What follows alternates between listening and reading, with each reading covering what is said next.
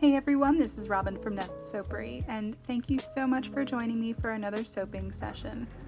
Today's soap is going to have a lot of colors in it, which, if you know me, you know this makes me really uncomfortable. But I'm stepping out of my comfort zone and I'm attempting something new because I want to see how it feels for me. So we're starting off with literally a rainbow of colors. That first one is Watermelon Crush. The second is going to be Orange Vibrance from Nurture Soap. Third is a yellow called La La from Mad Micas.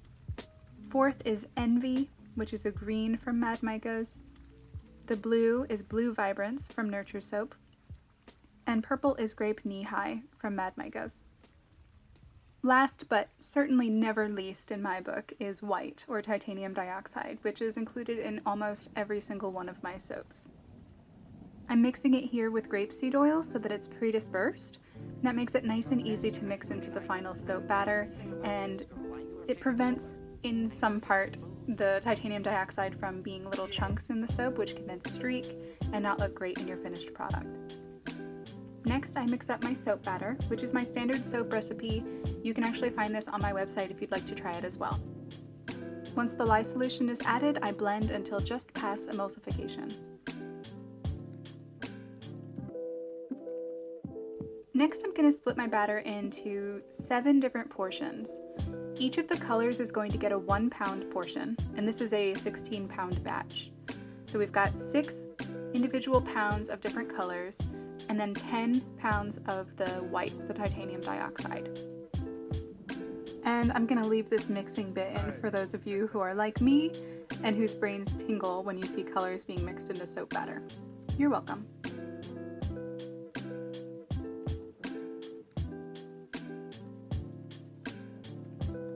Today's fragrance is sweet, but not overly sweet. It's got notes of teakwood, tayberry, grapefruit, bergamot, jasmine, rose, and musk.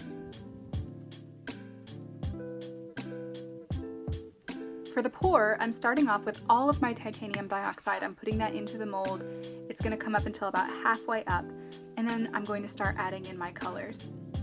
First, I'm going to take the pitcher of green and I'm going to pour the blue in it, essentially creating an in-the-pot swirl. Using that in-the-pot swirl, I'm going to pour drop swirls in my mold down the lengths of what eventually will be the logs once I've split the mold. I do the same thing with the in-the-pot and then dropping it as a drop swirl with this orange and yellow, and then again with the red and the purple. Then I start pouring all of the remnants that were in the jugs just on the top so that I can eventually swirl the entire thing. Now, this looks super messy. I'm not gonna lie, the finished product looks messy too. And right about now, I'm panicking because the part of my brain that likes clean lines and minimalism is starting to explode. So if you're feeling that way, don't worry, you're not alone. I initially was thinking that I would do a linear swirl, you know, the kind where you go back and forth across the lines and it kind of drags and makes everything look fairly neat after everything looks like a hot mess.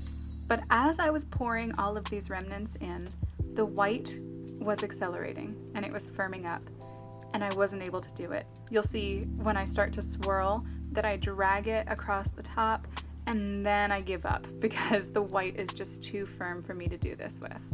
So instead, I went with a haphazard kind of swirl, knowing very well that once I cut this into bars, nobody is going to see the full top at all. And here's the finished swirled top in all of its chaotic glory? I don't know. Definitely still makes me panicky.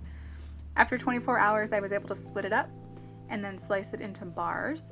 And I was pleasantly surprised, kind of. It definitely didn't look the way that I wanted it to look. But it does look like melting crayons. The part that I'm disappointed about is that the green and the yellow and the purple were somehow kind of eaten by the other colors.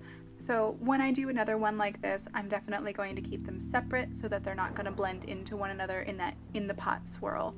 I have had success doing the in-the-pot and then doing it as a drop swirl, and it looks really cool, but in this case it just didn't work out.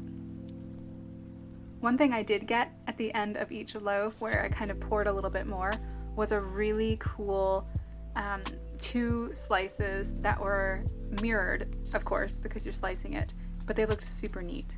So I'm gonna leave you with that image here, and say thank you so much for joining me today and for watching me make this chaotic soap that makes me frazzled and need anti-anxiety medication. I appreciate you guys so much. If you like this video, please like and subscribe. Comment down below. The one thing that I want to know this time is, do you guys like voiceovers, or would you prefer just hearing music the entire time? I won't be offended either way. I'm just curious to know your answer. Thanks so much, guys. I will see you next time, and until then, be well.